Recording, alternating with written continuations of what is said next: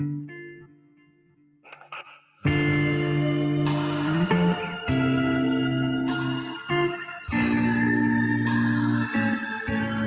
sun has gone down at Hangman's Hill, and the ghost at Misery Corner isn't walking tonight. So, welcome to the Weird Tales Radio Show, your weekly fix of ghost stories, urban myths, witchcraft, magic, and folklore. And now, here's your host, writer, award-winning journalist, best-selling author, and sometime werewolf hunter, Charles Christian. Hello and welcome to another episode of the Weird Tales Radio Show with me, Charles Christian, as once more we delve into the world of weirdness, urban myths, arcane history, geek culture, ghosts, magic, witchcraft, the occult, and anything else I think will intrigue you.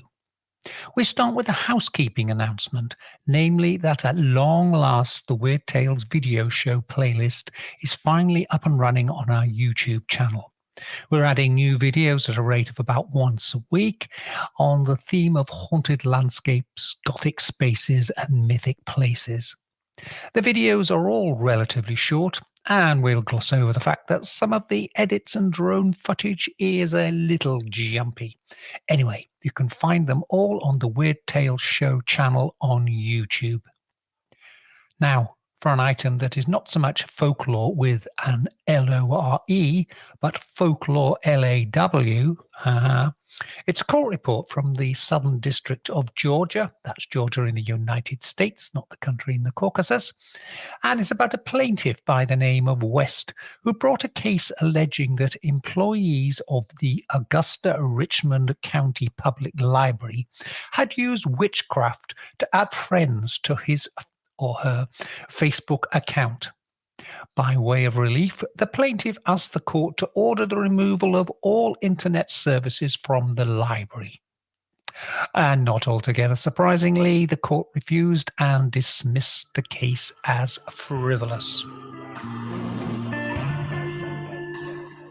On with the show, and time to introduce this week's guest. It's the American horror author, Kevin Lucia. Kevin is the ebook trade paperback editor at Cemetery Dance Publications. His short fiction has appeared in several anthologies, including one in the company of Neil Gaiman, Clive Barker, Bentley Little, and Peter Straub. He is the author of a number of short story collections, and his latest one, a Halloween-themed collection called October Nights, will be published by Crystal Lake in late October of this year. First off, congratulations on the book, which I have read from digital cover to digital cover. It's an excellent tale. Oh, what inspired you to write it? I mean, there's touches of the Stephen King and Ray Bradbury in there, sort of the Ray Bradbury "something wicked this way comes" type of feel, isn't there? that's one of my favorite novels. And I teach it every year to my students, so it's definitely an influence. I mean, I've always loved October. I've always loved Halloween. Like you said, Something Wicked This Way Comes, The Halloween Tree, Dark Harvest by Norman Partridge. You know, these are all annual reads for me, and I love I've always loved Halloween.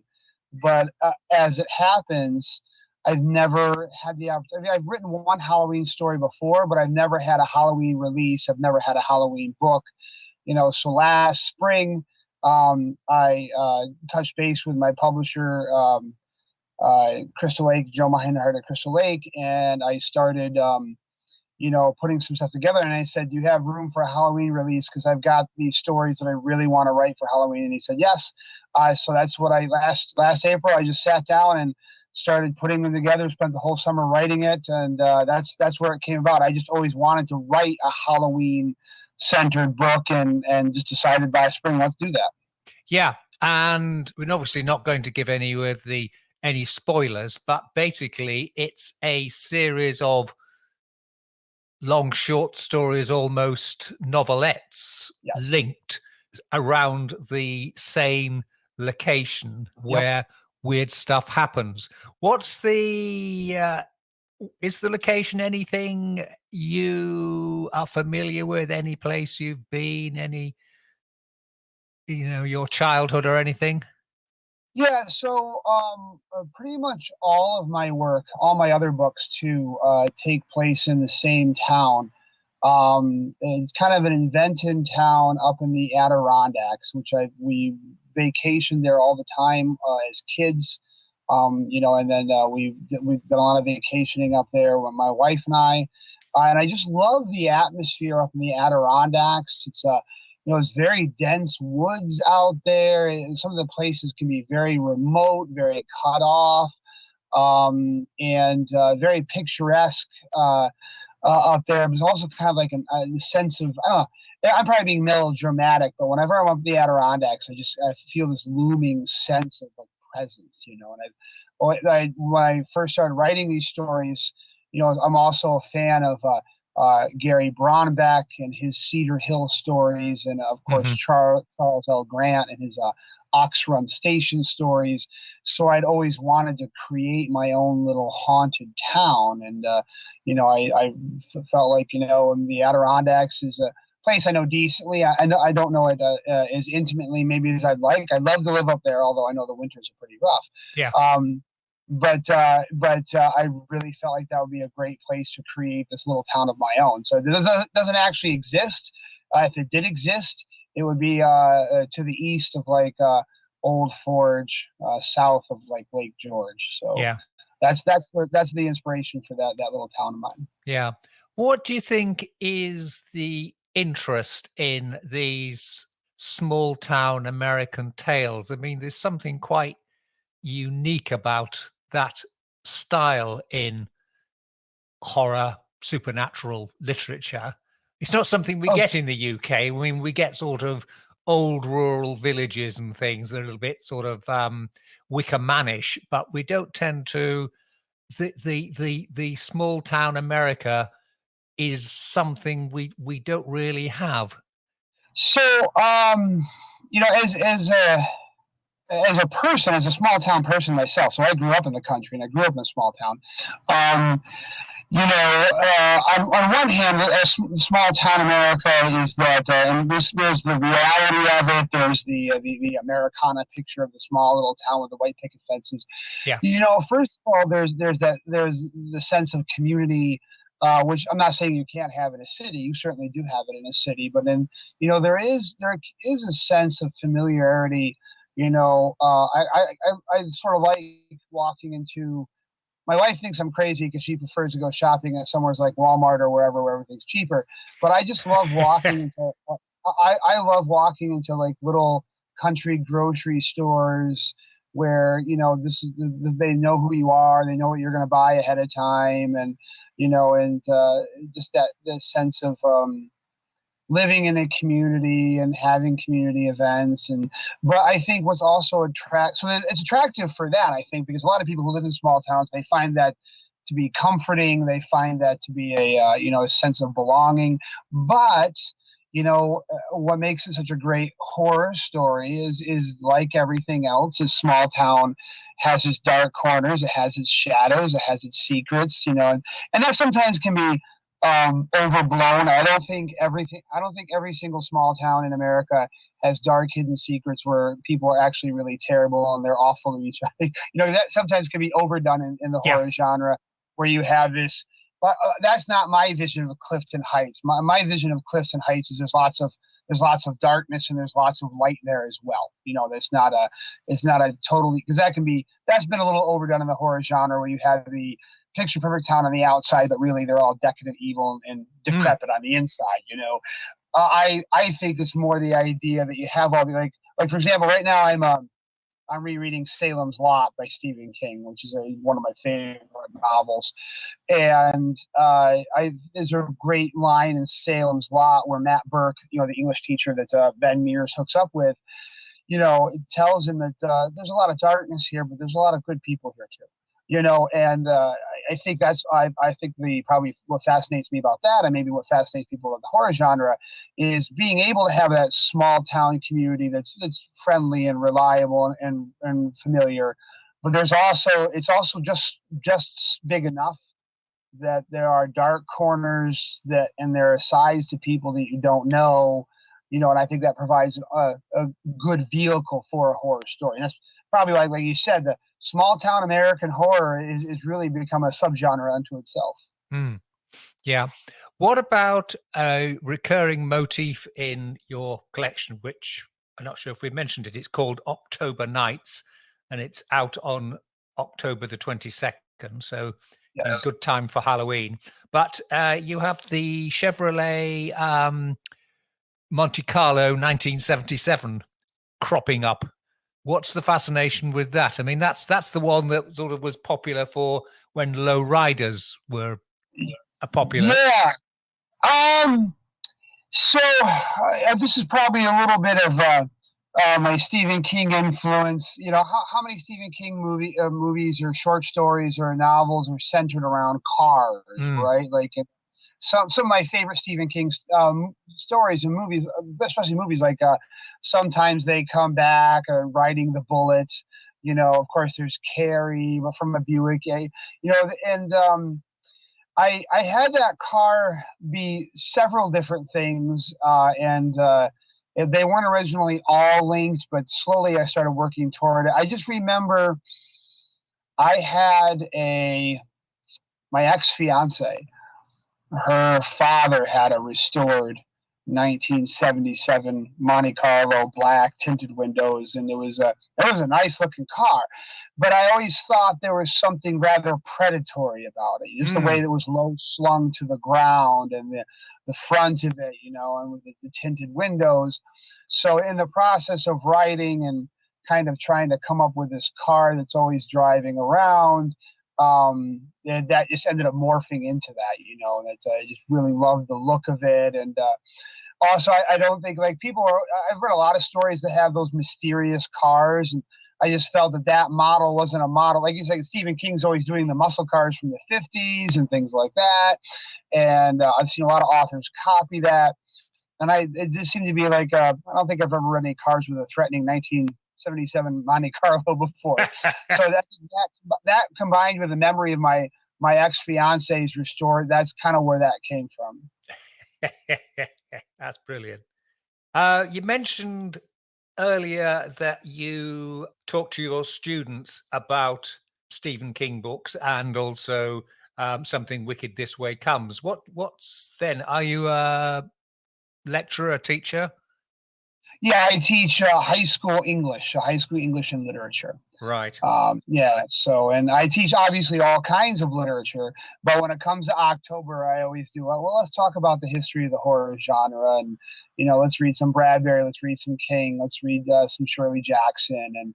And it's always a fun unit to do with the kids, because most kids, their knowledge of horror doesn't go past the cinema, And while there are some great works of horror, and I'll be the first person to admit, though, I love sitting down and watching a really bad, cheesy, horror flick. But when I tell them, I said, the horror genre has got literary foundations just like any other genre, but for some reason, I'm not slamming Hollywood and I'm not slamming horror movies, because I'll be the first to admit that I love them. But for some reason, what Hollywood and what horror movies has done to the horror genre is made it seem like it doesn't have a literary background. And I'm like, it may be one of the oldest form of stories that we have. So I always like to do that unit every year around October. And in one of your stories, the character spends a lot of his spare time watching horror videos on Netflix or down streaming services. Is that you secretly there? Is that what you spend your time doing? So that story is called the Last Will and Testament of the Not So Good Reverend Ford. It's about a pastor who was disgraced and kind of fleeing bad memories, and unfortunately his flight takes him to Clifton Heights, which doesn't work out so well for him. That was a very experimental story that actually happened by accident. That found its way into October Nights because another story was just not clicking when I was doing this collection. Around April last year, For some, now I'll be the first person to admit, again, I really miss the age of Blockbuster. I miss the rental stores. Yes. I've got great memories of Friday night date nights with my wife was go to Blockbuster and try to find a random video. But the nice thing about streaming is there's a lot of access to movies that I never would have ever seen otherwise. But I found myself bouncing back and forth between Shudder and Tubi, and just watching these incredibly like 80s. Some of them were good, some of them were classics I'd never seen before, but some of them were incredibly cheesy 80 horrors movies. And I for some reason, after a while, after every single movie, I started picking elements from the movie to focus on, and started imagining a person like this is in its earliest form. I hadn't had the framework yet of the pastor running away. I just had this thought in mind of a guy who was really into horror, and for some reason was watching all these horror movies and focusing on certain. And what happened is I was letting the horror movies that I was watching sort of guide the story, which was tricky in the editing process, because what I found is that there's a limit to what you can say about certain movies in fiction, depending on whether or not they're public use. Yes. If they've reverted to public domain, you could give the whole plot if you want to. Yeah. If they're not reverted to public domain, you have to be careful not to give away spoilers and things like that. So when I went to editing, I did have to cut a lot out, because my publisher was like, well, we can't use this, can't use that.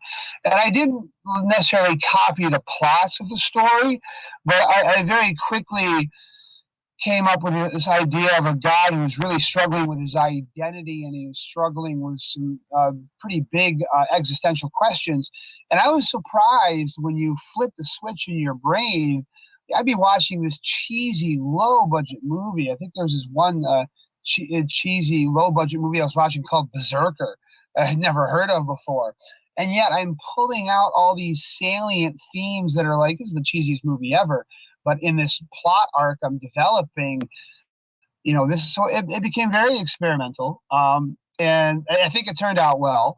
But that was an intentional, like, I was for weeks I'd watch this cheesy movie, and I had this little notebook, and I would just scroll down some notes. And when the other story in the collection didn't work out, I'm like, this could all be leading up to Halloween. This would be a great story. So then I recast it and rewrote some things, and it became part of the collection.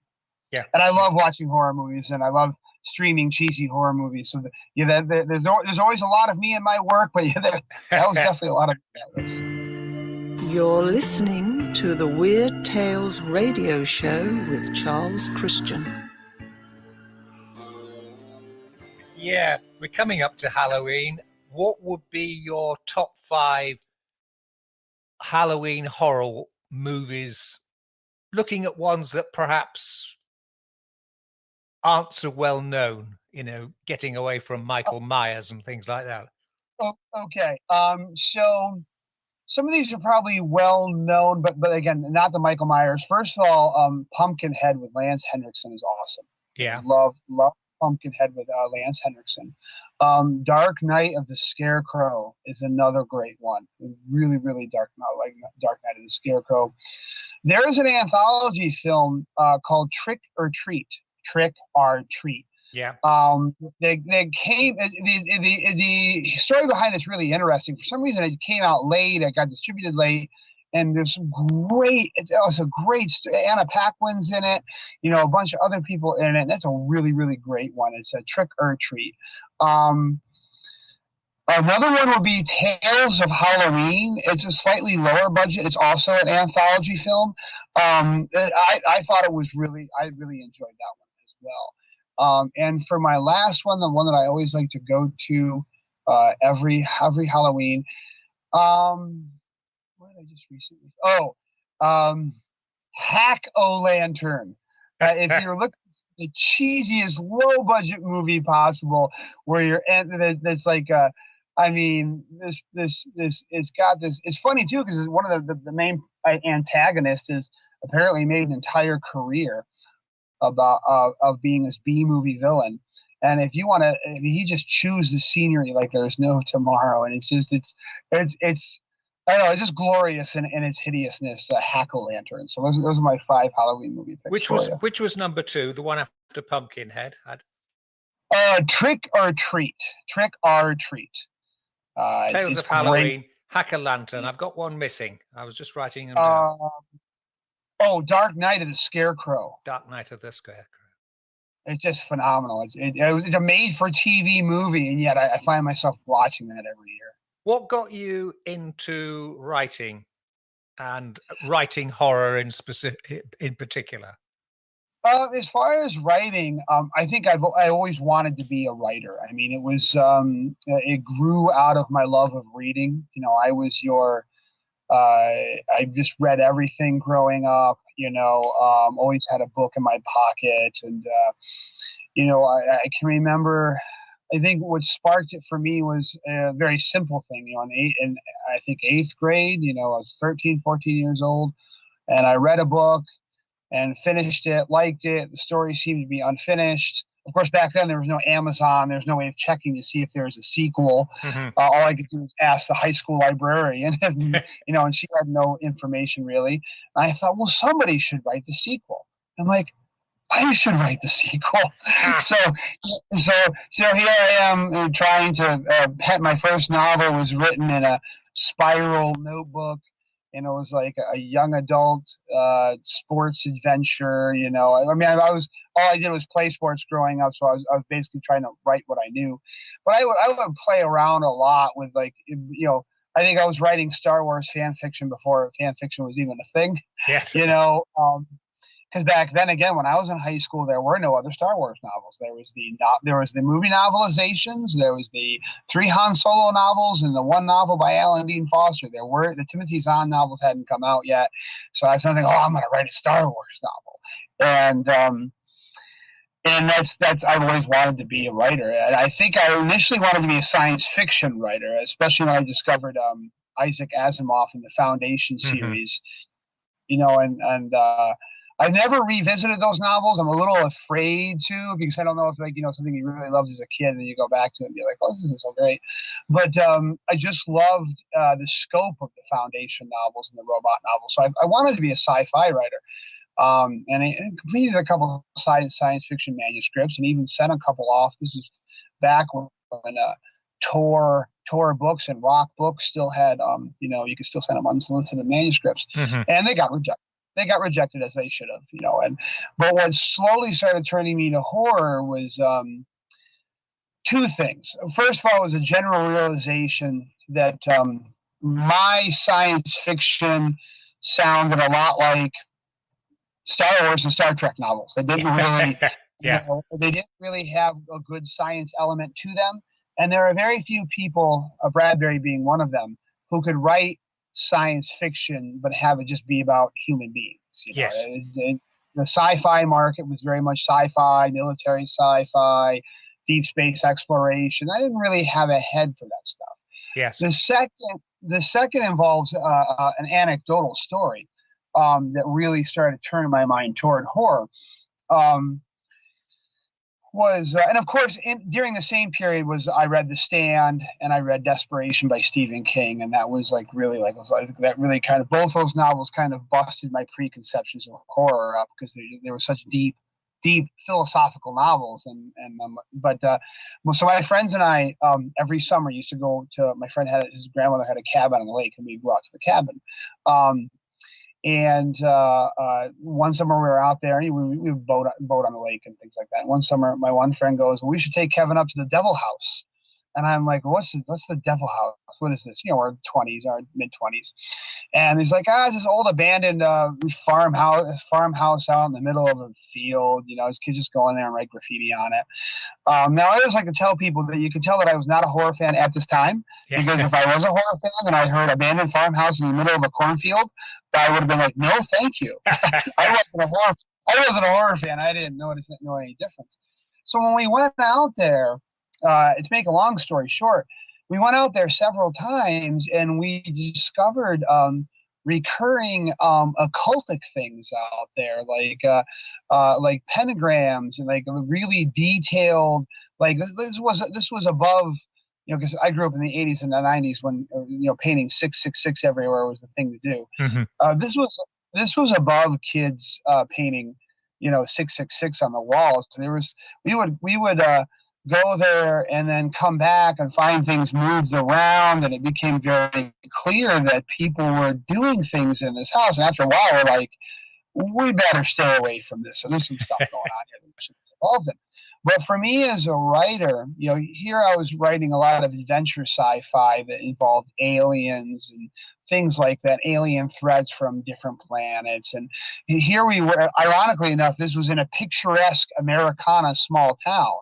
So this is also probably, and here the wheels in my head started turning. I'm like, this is Cooperstown, New York. It's got the Baseball Hall of Fame, for goodness sakes.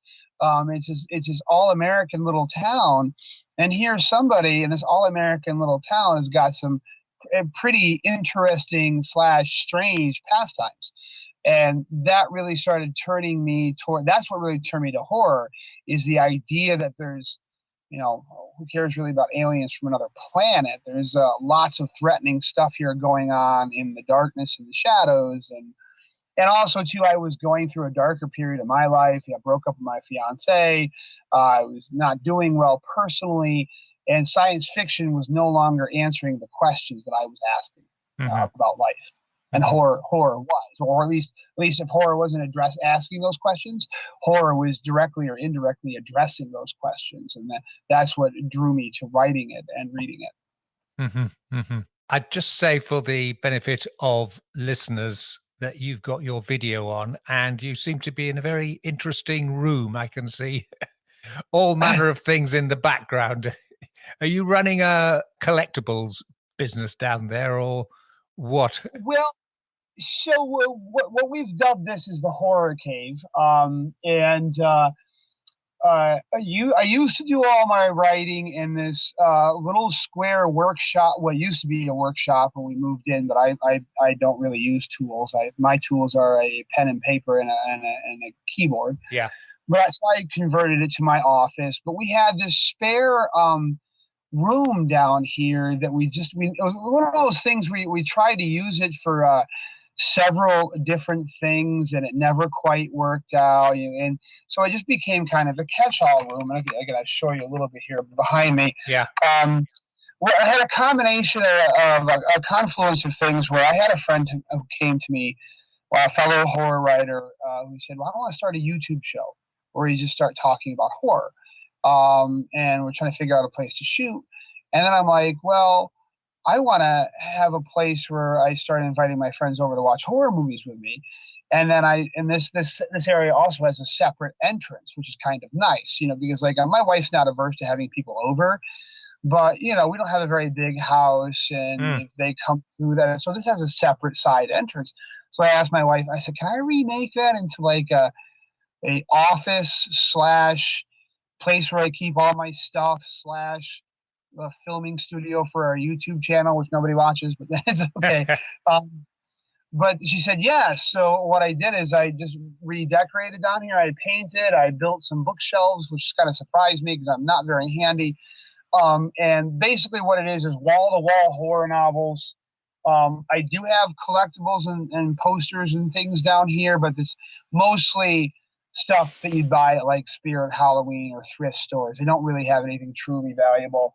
But yeah, so this has become kind of my creation space, my office space. I don't know if I can do this, but I sit right before. Oh, that's not working. That's a different camera. That thing's not working. I sit right before this gigantic inset bookshelf that I built, so I can always look up and see my Robert McCammon novels or my James Herbert novels, or all my novels right here. So this is where I write. This is where we film our YouTube show. This is where I have my friends over once a month to watch horror movies. So we've dubbed it the Horror Cave. So the Horror Cave. Well, that sounds sensible. What is the name of your YouTube channel? We may as well give it a mention. It's called Into the Abyss. Into the Abyss. Yep. Yeah, and we've got about 153 subscribers. I mean, it really isn't. It was really mostly, like I said, it was a confluence. Basically, it's a two friends of mine. One is a fellow writer, fellow horror writer. The other one is one of my fellow teachers who just happens to be a horror fan. And we basically it's an excuse to get together once a month to eat and drink and talk about horror. And we just happen to film it. You know, I mean, we do have a schedule, and we do have a loose format that we follow. And we've taped it and then posted it on YouTube. We've done a couple live YouTube things. And we've only been doing it for 2 years. And from what I understand, that if you're going to make a go at YouTube, you need to buckle in and hope that 10 years down the road, maybe you've got a following. Yeah. But I think it's mostly we just do it to enjoy ourselves and talk about horror. You know, we're really not concerned with ever getting enough views to monetize it or anything like that. It's just basically us having fun. And, you know, if it ever catches on, great. And if it doesn't catch on, then we're just getting together once a month and drinking and eating and talking about horror. So. That's a plan. Sounds good. Yeah. For somebody who wants to get into more modern horror as opposed to classics like Frankenstein and Dracula and the things like that. We've mentioned Ray Bradbury, we've mentioned Stephen King.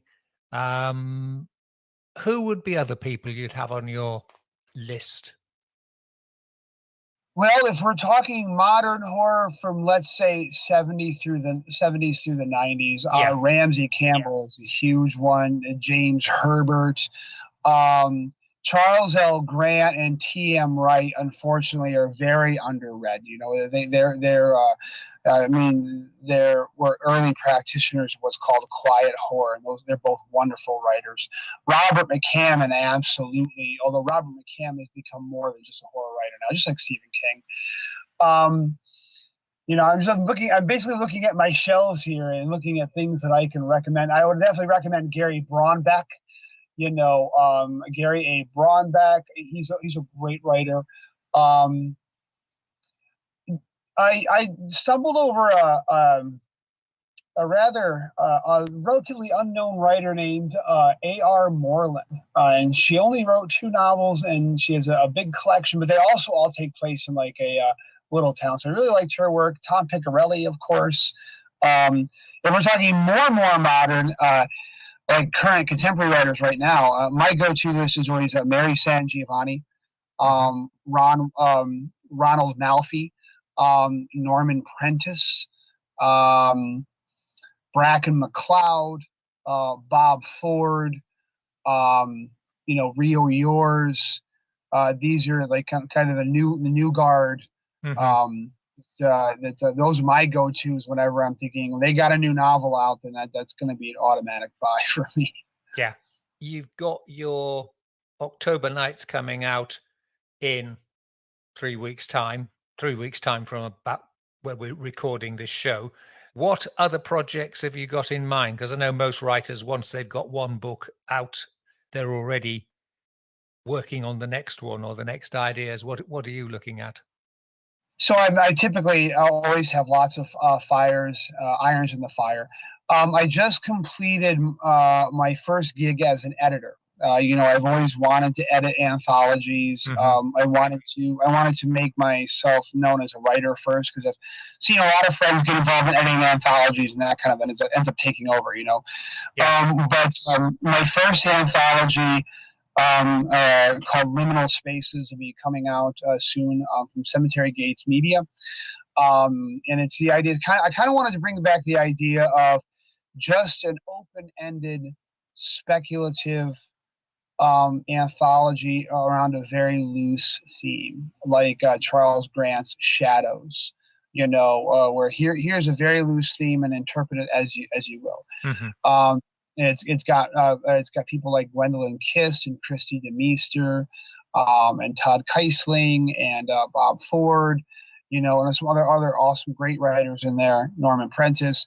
And I just finished editing up. That was a really good experience. It was really enjoyable collecting these stories and reading them. You know, we're hoping that it will do well enough to become a recurring series, you know, and that'll be coming out later fall, I believe.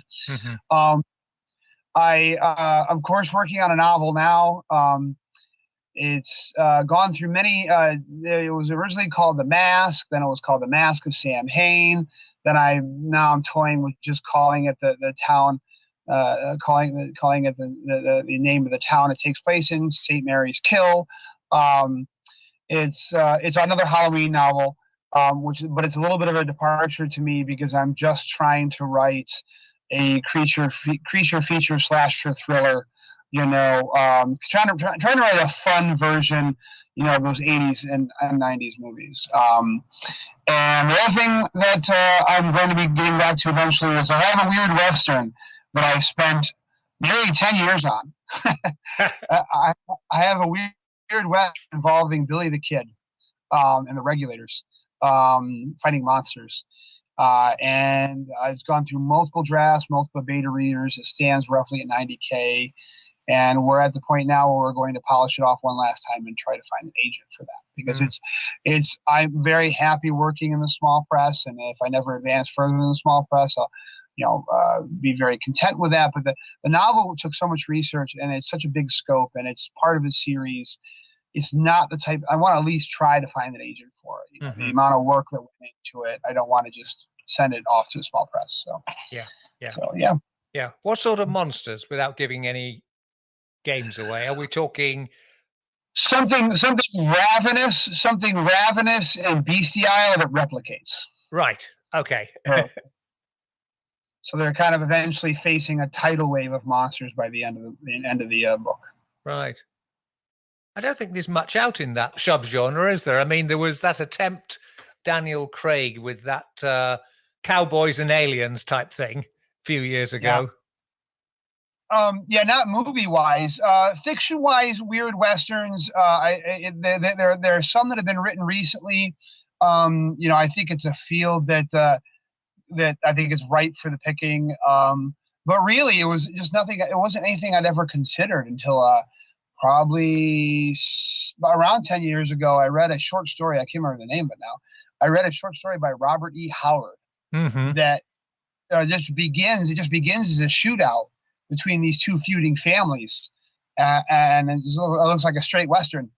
And then this guy, in trying to escape, stumbles into this subterranean cavern and encounters these like Lovecraftian cosmic monsters. And I just loved the meshing of the two. Where it looks like we're just in a regular shootout, and also too, you're in the middle of a desert and stumbling into a cavern in these unknown regions. Who knows the things that are down there. So I love the concept after I read that story. So yeah, no, I can see that. Right. Well, Kevin, it's been a delight talking to you. Thank you. Thank you ever so much for your time. Best of luck when the book comes out. Thank you very much. Thank you for having me. Once again, a big thank you to this week's guest, Kevin Lucia. You can find his blog at kevinlucia.blogspot.com. But as ever, there'll be links on the urbanfantasist.com website, as well as in the podcast and YouTube metadata. And stay tuned, because as this week's interview was shorter than usual, there's still plenty more to come in this week's Weird Tales radio show. Hey guys, news! The title is Shuckland, and it's a brand new book by Charles Christian. It takes you on a journey through the weird wonders and intriguing mysteries of the Waveney Valley. Explore with Charles the truth behind the notorious Black Shuck of the book's title. Be transported to a world of demonic entities, murderous earls, ley lines, witchcraft, paganism, and discover the facts behind the outrageous legends and folklore of this seemingly peaceful corner of England. Shuckland is a 200-page illustrated paperback available through bookshops and online via Amazon and Books, etc., as well as the Urban Fantasist website at www.urbanfantasist.com. Shuckland is priced at $12.95, and there's an ebook version available on Amazon priced just £3.25.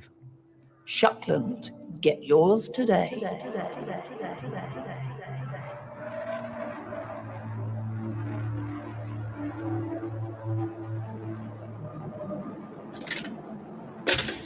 keeping with the topic of folklore, we're at that point of the year associated with Michaelmas Day. Technically, it's the 29th of September, but a lot of the traditions and superstitions still focus on Old Michaelmas Day, which was the 10th of October. The discrepancy is all due to that pesky calendar change in the mid-18th century, when the UK and what were then still the North American colonies switched from the old-style Julian calendar to the newer Gregorian calendar. Two food-related traditions are associated with Michaelmas. The first involves blackberries or brambles, depending on where you live. In British folklore, Old Michaelmas Day is the last day that blackberries should be picked. It's said that on this day, when Lucifer was expelled from heaven by St. Michael, he fell from the sky straight onto a blackberry bush. He then cursed the fruit, scorched them with his fiery breath, spat and stamped on them, and made them unfit for consumption. Variations of it including that he wipes his club or his tail over them, and another version, certainly one I grew up, was that he or witches piss on them. And the version I was told as a kid up in Yorkshire was never pick blackberries once September is out. Anyway, avoid blackberries after Michaelmas Day. However, on a more positive note, another feature of a Michaelmas Day is eating geese or eating a goose. In fact, the tradition of the Michaelmas goose goes back longer than eggs at Easter and turkey at Christmas. And there's a little saying from East Anglia in 1830. If you don't base the goose on Michaelmas Day, you'll want money all of the year. In other words, if you don't eat goose on Michaelmas Day, it's bad luck and you'll be poor. And even the celebrated author Jane Austen appears to have been aware of this superstition when she wrote to her sister in 1813, saying, this was just after Michaelmas Day, I dined upon goose yesterday, which I hope will secure a good sale of my second edition. There's never been a satisfactory explanation for the goose eating tradition, although obviously geese are at their prime at this time of the year. However, there is one widespread but completely untrue historical story that says that patriotic, that's people in England, duty to do so. It said that Queen Elizabeth I was eating goose on Michaelmas Day when she received news that the Spanish Armada had been defeated, and declared that henceforth all true English people should eat the same on that day in thanks and remembrance for our national delivery. It's a great story, except it was already in circulation about 100 years before this incident. And of course, any mention of geese raises the question of Mother Goose. And this is a bit more debunking. Who was Mother Goose? There is a persistent legend in Boston, Massachusetts, that Mother Goose was based on a person who lived in the city in the early 18th century.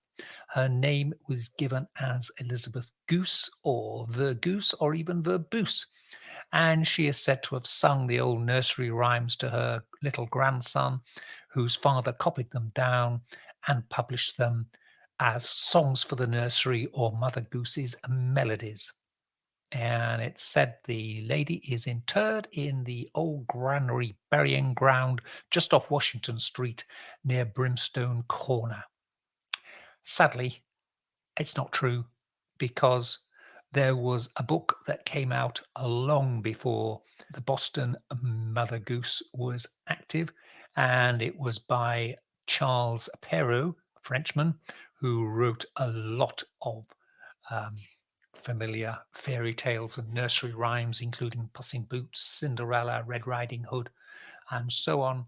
And he appears to have been the first one that came up with a Mother Goose. So Still a mystery, and no real obvious reason why Mother Goose is associated with nursery rhymes and fairy tales.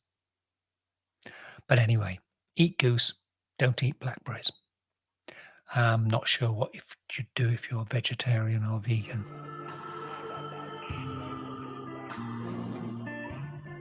One of the guests we have coming up on the show in the coming weeks is the writer and illustrator Fez Inkwright, who'll be here talking about, among other things, her latest book, Botanical Curses and Poisons, subtitle The Shadow Lives of Plants. This is what she has to say about foxgloves. Common across the northern hemisphere, foxgloves are particularly distinctive in summer with their tall bell-shaped flowers that can grow up to 5 feet in height, raising them well above most other wild flowers. Though wild foxgloves are typically purple in color, varieties have been cultivated in pink, white, red, and cream. There's also a black dye that can be made from the leaves, and in Wales this colorant is used to paint lines and crosses on stone cottage floors to keep witches away. The one thing more abundant than the flowers on its stalks are the number of folk names and legends that it has gathered. In keeping with its English name, many of them relate back to foxes or gloves, but more often they revolve around fairies, as many plants with bell-shaped flowers do. One Norwegian legend tells how a fairy taught foxes to ring the bells of the foxglove to warn each other of nearby hunters. As previously mentioned, foxgloves have become closely associated with fairies. The fair folk were said to live within the bells, and when fairies would pass the flowers would bow their heads in respect, another trait shared with similar shaped flowers such as the bluebell. The foxglove also plays a part in ridding a family of a suspected changeling. This is a common myth in Europe that changelings are said to be fairy children who have been switched out with real human babies. The fear of changelings was very real and led to many cases of murder and infanticide of supposed fairy usurpers, and likely came from early medieval concerns over children born with disabilities and diseases. Whatever the reason for a child being suspected of being a changeling, there are a number of suggestions of how to force the fairies to return the original baby. One supposed method involved bathing the child in the juice of the foxglove plant, or to leave a piece of the plant beneath the child's bed. A more elaborate cure, which seems to have come from Ireland, is to squeeze the juice out of a foxglove and to give the child 3 drops on the tongue and 3 in each ear. Then place it, that's the suspected changeling, at the door of the house on a shovel and swing it out of the door on the shovel 3 times, saying, "If you're a fairy, be away with you. If it's a fairy child, it will die that night, but if not, it will surely get better." If this remedy was followed, the chances are the child would have died more likely than it would have recovered. This is because foxgloves contain digitoxin, a poison that impedes blood circulation and slows the heart until it stops altogether. This, incidentally, was a common cause of death by accidental poisoning.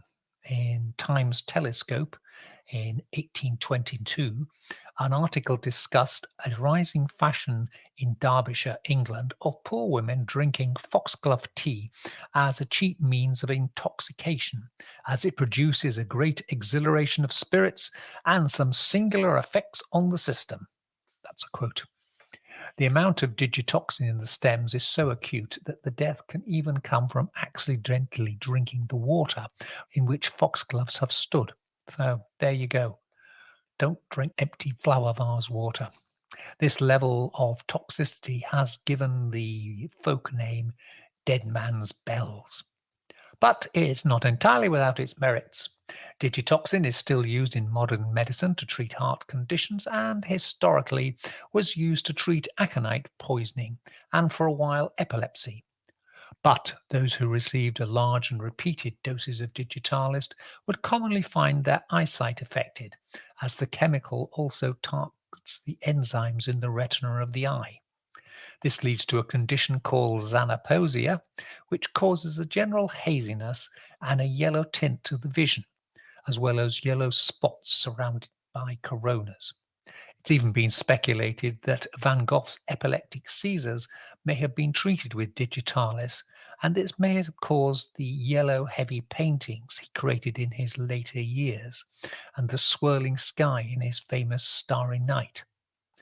It's also alluded to in his painting A Portrait of Dr. Cachet, where he depicts the doctor holding the stem of foxglove flowers. The use of foxglove in folk medicine required a steady hand and a broad knowledge of its dangers, but it was a preferred plant of Janet Miller, a healer from the Scottish village of Dunredden, and her knowledge was so much in demand that she travelled extensively in her parish to see patients. With her fame came accusations of witchcraft, and she was eventually tried and executed in Dumfries in 1658.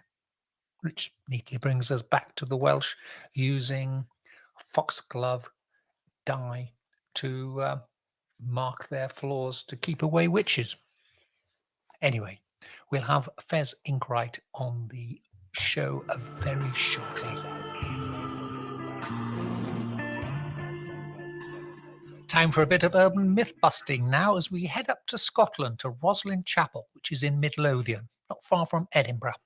Now, thanks to Dan Brown's The Da Vinci Code novels and the even earlier Holy Blood and Holy Grail books and television series featuring the late Henry Lincoln, Roslin Chapel has become the centre of Knights Templar and Freemasonry conspiracy theories, including suggestion that the chapel is the location of the lost treasures of the Templars and even the hiding place of the Holy Grail. True or false? Well, false probably, as the chapel was built about 150 years after the Knights Templars order had been destroyed and about 300 years before Scottish Freemasonry emerged. As for the Sinclair family, who had the chapel built, far from them being, as legend has it, hereditary Grand Masters of the Knights Templars, they actually gave evidence against the Templars when its members were put on trial in Edinburgh in 1309. There's also no truth in the story that the layout of Roslin Chapel mirrors that of Solomon's Temple in Jerusalem. They actually look nothing like each other, although the floor plan of Roslin Chapel does almost exactly replicate the floor plan of nearby East Choir at Glasgow Cathedral. And yes, you can today see some Masonic imagery in some of the carvings, but these date back only until the 1860s when the by then near derelict chapel was restored by Edinburgh architect and well-known Freemason David Bryce. But what, you say, about the elaborately carved prentice or apprentice pillar, which is the focus of some equally elaborate legends and theory? The story is the master mason responsible for much of the interior chapel was struggling with the design of this particular pillar, and that while he was away seeking inspiration, his apprentice completed the job himself, creating a pillar that was so beautiful that in a fit of jealous rage, his master killed his apprentice by hitting him over the head with a stonemason's mallet. Not only does this echo the Masonic legend of Hiram Abiff, who helped build Solomon's Temple and was also murdered, and also the fact that in Freemasonry there's a lot of symbolism surrounding the Boaz and Jachin pillars, but it is also reinforced by some of the other carvings that could be seen in Roslin Chapel, including apparently the face of the apprentice, complete with the fatal gash on his forehead, who can be seen high up on one wall, and another face said to be that of his master shortly before he was to be hanged for his crime, which is high up on another wall. Well, not only are there no records of any such murders taking place during the construction of Roslin Chapel, but until as recently as 1778, the pillar was known as the Prince's Pillar, not the Prentice's Pillar. And it's thought that it was really a slight slip of the tongue that somehow princes moved into prentices. In fact, according to an article that appeared in the Gentleman's Magazine in September 1817, and you can't say we don't do our homework here on Weird Tales, the whole Prentice Pillar story was made up by, and I quote, a venerable crone called Annie Wilson, who for about 20 years gave conducted tours around the chapel and realized that the taller the tales she told, the bigger the tips she received. So, Roslin Chapel and its legends. A fantasy story started by Annie Wilson in 1800 and completed 200 years later by Dan Brown.